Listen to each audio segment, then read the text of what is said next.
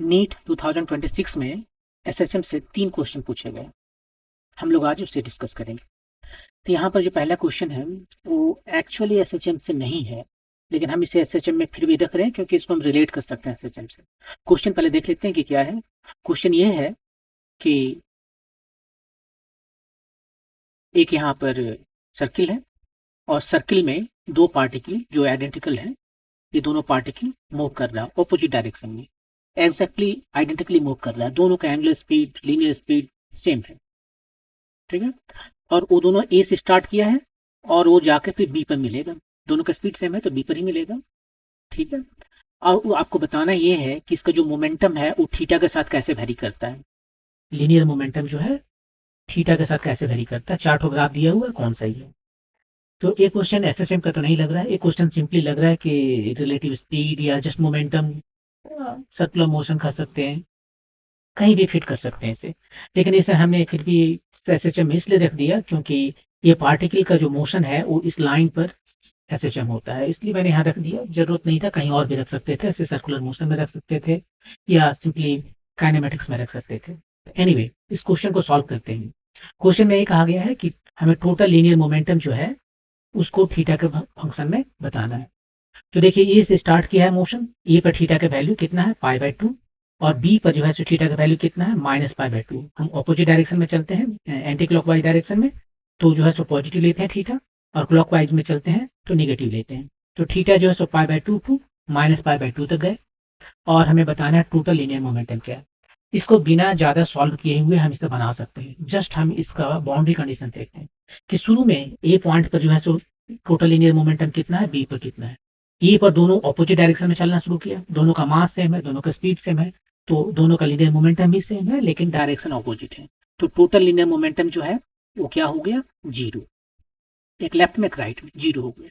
वही हाल यहाँ पर है, यहाँ पर दोनों एक दूसरे की ओर चल रहे हैं, दोनों का लीनियर मोमेंटम सेम है, डायरेक्शन ऑपोजिट है, तो यहाँ भी 0 हो गया। तो ये दोनों एक्सट्रीम पॉइंट ए और बी पर, यानी थीटा इक्वल टू -π/2 और π/2 पर जो है लीनियर मोमेंटम 0 है। और यहाँ बीच में यदि आप देखेंगे, ठीक है, तो यहाँ पर लीनियर मोमेंटम इसका सबसे ज्यादा होगा, एक इधर है और एक इधर है, दोनों सेम डायरेक्शन में चल रहा है, तो ये मैक्सिमम है। तो यही जो चीजें जो ग्राफ हमें बताएगा वो हमारा सही आंसर हो जाएगा। तो पहला जो ग्राफ दिखा रहा है वो दिखा रहा है कांस्टेंट, तो गलत हो गया। ये दिखा रहा है क्या, कि ये साइनसोइडल जैसा दिखा रहा है। आप कह सकते हो कि ये साइनसोइडल जैसा है, लेकिन ये ग्राफ गलत दिखा रहा है क्योंकि शुरू में ये 0 नहीं है। देखिए यहाँ पर ये 0 नहीं है, यही गलत कर दिया। यहाँ भी 0 नहीं है, ये गलत है। ये शुरू में यानी ए पॉइंट पर, ये हमारा ए पॉइंट है और ये हमारा बी पॉइंट है। ए और बी पॉइंट पर ये जो है सो 0 है, और ये बीच में इसके बीच में ये थीटा जो है सो 0 हो गया। यहाँ पर ये मैक्सिमम है, यही हमारा सही है। यहाँ पर 0, यहाँ पर 0, और ये थीटा जब 0 है बीच में, तो ये मैक्सिमम। ये आपका आंसर हो गया सही। यहाँ पर चार्ट में दिखा रहा है कि शुरू में कुछ 0 नहीं है और ये लीनियर जा रहा है। पहले हम बाउंड्री कंडीशन ही सेटिस्फाई नहीं कर रहा, तो गलत हो गया, लीनियर के बाद में देखते। तो इस तरह से आप इसको बिना सॉल्व किए हुए जस्ट बाउंड्री कंडीशन को देखने से के बाद आप इसे सब बता सकते हैं।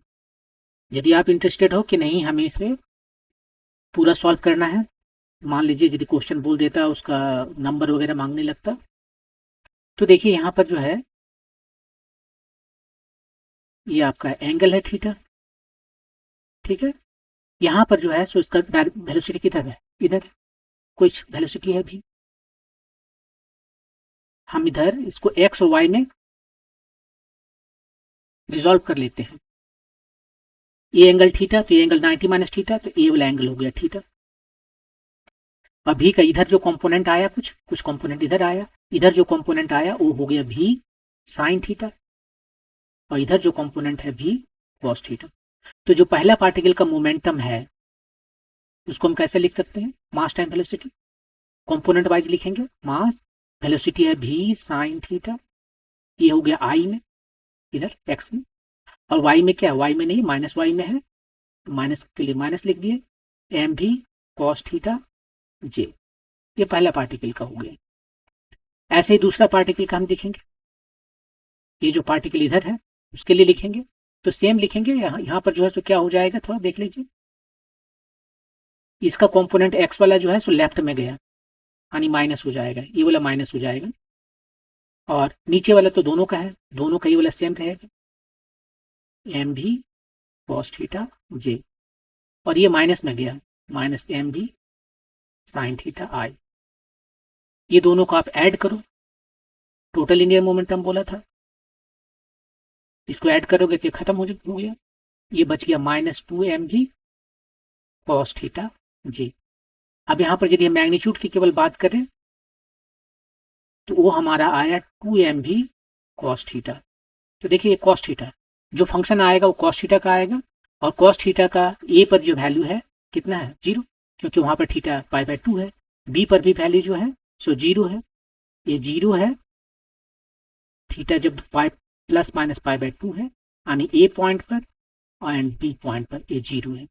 और यह सबसे ज्यादा है 2mg कहाँ पे, जब थीटा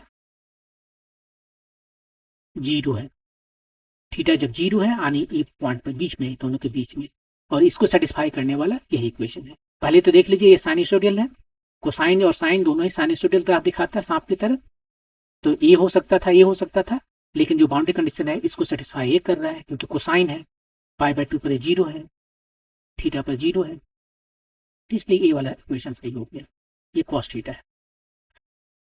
ओके, अब मूव करते हैं नेक्स्ट क्वेश्चन पे। ये रियली एसएचएम का क्वेश्चन है, और क्वेश्चन यहाँ पर ये है कि एक सिलिंड्रिकल कॉर्क है, ये आपका पानी है, और ये पानी में यहाँ तक पानी आपका है, पानी नहीं है कोई भी लिक्विड चलेगा, और ये कोई कॉर्क है यहाँ पर, ठीक है, अब कॉर्क है और उसके बाद में ये रुका हुआ है इक्विलिब्रियम में, उसके बाद बोला इससे हम यदि थोड़ा सा डिस्प्लेस कर दें इसे और छोड़ दें, ये सिंपल हार्मोनिक मोशन करने लगता है, ऊपर नीचे ऊपर करने लगता है मोशन, जो कि सिंपल हार्मोनिक मोशन होता है, ठीक है, और इसका टाइम पीरियड जो है सो ठीक है। अब यदि इसी कॉर्क को हम किसी दूसरे लिक्विड में डाल दें, ये लिक्विड चेंज कर दिए, इस लिक्विड का डेंसिटी था ρ1, इसका लिक्विड की डेंसिटी है ρ2, अब यहाँ पर जो मोशन करेगा एक्जैक्टली सेम, उसका टाइम पीरियड है 2t, आपको बताना है ये रेशियो ρ2/ρ1 कितना है। तो देखिए इसको बनाने के लिए हम क्या करते हैं, हम ये करते हैं कि सबसे पहले इसका t निकाल लेते हैं। तो देखिए अभी तो इक्विलिब्रियम में है, यदि इसको हम यहाँ से यहाँ तक मान लीजिए पानी में डुबा दें x तक, तो इतना दूर तक जो पानी में डूब गया तो उतना पानी डिस्प्लेस होगा, और तब आर्किमिडीज के प्रिंसिपल से जितना पानी डिस्प्लेस हुआ है उतना फोर्स उस पर लगेगा। अभी भी फोर्स लग रहा है, इतना पानी डिस्प्लेस हो रहा है तो फोर्स लग रहा है, लेकिन वो उसका वेट को बैलेंस कर दिया। जब इतना हम एक्स्ट्रा एडिशनली इतना हम जब उसको डुबा दिए हैं, तो ये जो एडिशनली डूबने की वजह से जो एडिशनल बॉयंसी फोर्स लगेगा उसको बैलेंस करने वाला कोई नहीं है, क्योंकि वेट को तो इतना ही ना बैलेंस कर लिया। अब ये इतना ज़्यादा जब डूबेगा तो वो एक्स्ट्रा फोर्स हो गया, एडिशनल फोर्स हो गया, तो वो एडिशनल फोर्स जो है उसको माइनस लिख रहे हैं, क्योंकि जहाँ इक्विलिब्रियम है उधर जाना चाहता है, ये फोर्स ऊपर की ओर लग रहा है, और वो फोर्स कितना लगेगा, बॉयंसी फोर्स है, ये जो एक्स्ट्रा में वाटर का डिस्प्लेसमेंट हुआ है वो, और इसका जो डेंसिटी है पानी का जी ये हुआ। एक्स्ट्रा में कितना वॉल्यूम हुआ है, वॉल्यूम क्या होता है इसका, surface area, surface area, area इसका सरफेस एरिया नहीं, इसका बेस का एरिया, मान लेते हैं ये रेगुलर स्ट्रक्चर है तो बेस एरिया, और ये जो पानी डूबा है लेंथ, ये हो गया वॉल्यूम ρ1 जी। और ये ऐसे क्या है, ये सिंपल हार्मोनिक मोशन है, क्योंकि यहाँ पर आप देख सकते हो जो फोर्स है वो a ρ1 g के x के प्रोपोर्शनल है। तो इसको यदि हम सिंपली -m⍵² x से कंपेयर कर देते हैं, force equal to -m⍵² x, यहाँ से ओमेगा हमारा एंगुलर फ्रीक्वेंसी निकल जाएगा। तो यहाँ से ओमेगा कितना आ गया, mx को हटा देते हैं, वो mx हटाएंगे नहीं, यहाँ पर रखेंगे, ओमेगा आ गया a ρ1 g बाय m, ठीक है, और टाइम कितना आ जाएगा, टाइम पीरियड 2π/ω, ये हो गया 2π, ओमेगा हो गया उलट गया, ये a ρ1 g, ये आपका टाइम पीरियड। तो पहला का तो यह निकल गया, और दूसरा केस में जो है केस 2 लिक्विड वाला, यहीं पर लिख देते हैं, ये पहला का हो गया। यहाँ पर टाइम पीरियड कितना बोला है, उसने बोला 2t है, फार्मूला से कितना आ रहा है यहाँ पर मास तो चेंज नहीं हुआ, सेम कॉर्क है, उसका डायमेंशन भी चेंज नहीं हुआ है, तो ये बेस एरिया जो है सो ए ही है। डेंसिटी चेंज हो गया लिक्विड का, और जी भी चेंज नहीं करेगी। तो ये आपके पास दो इक्वेशन आ गया। ये दोनों इक्वेशन को सॉल्व करके आप जो है सो रो2 बाय रो1 का वैल्यू बता सकते हैं। तो यहाँ पर क्या करते हैं, दो को एक से डिवाइड कर देते हैं। लेफ्ट साइड में क्या है, एक तरफ 2t है, एक तरफ t है। राइट साइड में क्या है, देखिए जो कट जाता हम नहीं लिखते हैं, 2 पाई कट गया, m भी कट गया, लिख देते हैं m a रो2 जी, और इधर हो गया m a रो1 जी। जो कैंसल आउट हुआ वो हुआ, m खत्म, a g खत्म, बचा रो1 बाय रो2। और यहां से आप निकाल लो, रो2 बाय रो1 कितना आया, 1/4। रो2 बाय रो1 1/4, यही आपका आंसर है। तो आंसर हो गया आपका ऑप्शन नंबर 4। तो इस तरह से आप इसे बना सकते हो। आप कह सकते हो कि नहीं, हमने तो एक फार्मूला इसके लिए सीख रखा है, हम उसे क्यों नहीं यूटिलाइज कर सकते हैं। मैंने इसके लिए एक फार्मूला सीख रखा है कि यदि कोई भी लिक्विड है और उसमें कोई इस तरह का चीज है जो कि सिंपल हार्मोनिक मोशन करता है, इतना पानी में डूबा हुआ है, तो यहाँ पर इसका फार्मूला वही है जो सिंपल पेंडुलम का है, 2 pi square root over L/g। ये फार्मूला हमने सीख रखा है, इसको हम क्यों नहीं यूज कर सकते। आप इसको भी यूज कर सकते हो।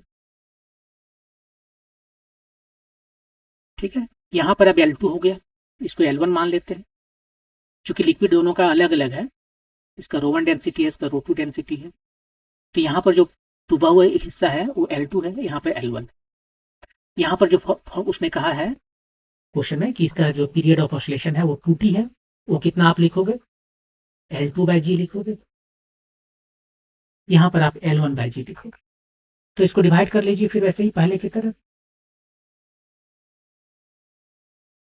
4 को 3 से डिवाइड कीजिए, तो इधर आ गया 2t/t, और इधर आ गया आपका 2 पाई, तो वैसे कैंसिल हो गया, simply square root over L2/L1।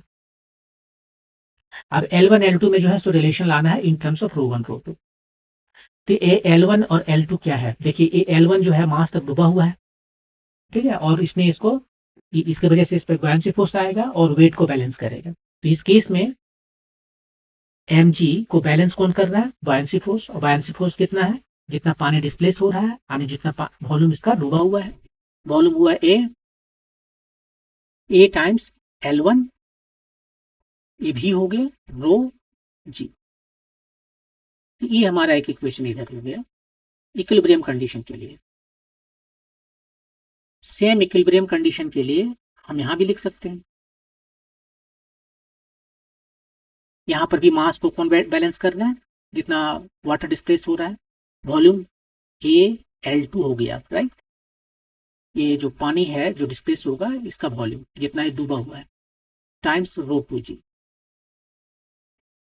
इसको इक्वेशन बी कहते हैं। ए और बी से देख लीजिए, ए और बी से जो है उसको डिवाइड कीजिए, या जो भी करना आप कीजिए। लेफ्ट में 1 हो गया, राइट में L1 रो1 बाय L2 रो2, यहाँ से L1 रो1, यहाँ से L2 रो2, एजी तो खत्म हो गया।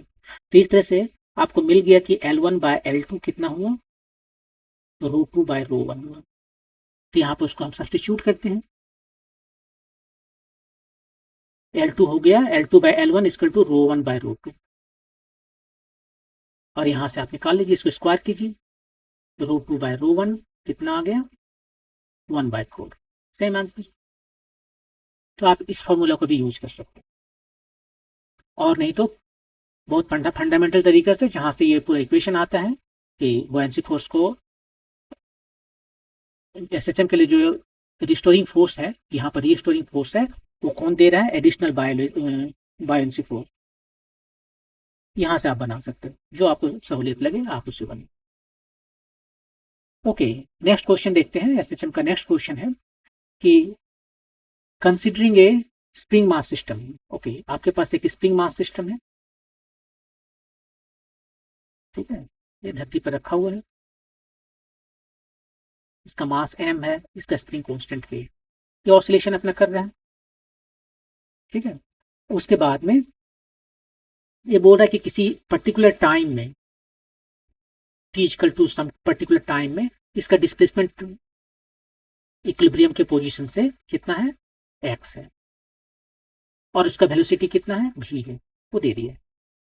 और उसके बाद में उसने कहा कि हम ये चेंज करते रहते हैं, x को चेंज कर दिए v चेंज हो जाएगा, फिर x को चेंज किए फिर v होगा। उसको मैंने प्लॉट कर दिया, x एक्सिस में x को और y एक्सिस में वेलोसिटी को, और प्लॉट करने के बाद जो मुझे मिल रहा है वो एक सर्किल मिल रहा है, इस तरह का एक सर्किल मिल रहा है।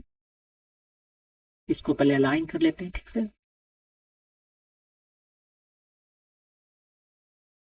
ठीक है, अब ये सर्किल मिल रहा है हमें। अब बताना ये है कि यदि सर्किल मिल रहा है तो x और x नहीं, k और m में क्या रिलेशन है, इसका स्प्रिंग कांस्टेंट और इसका मास में क्या रिलेशन है। कोई एक पर्टिकुलर रिलेशन के लिए ही ये सर्किल बनाएगा, नहीं तो एलिप्स बनाएगा।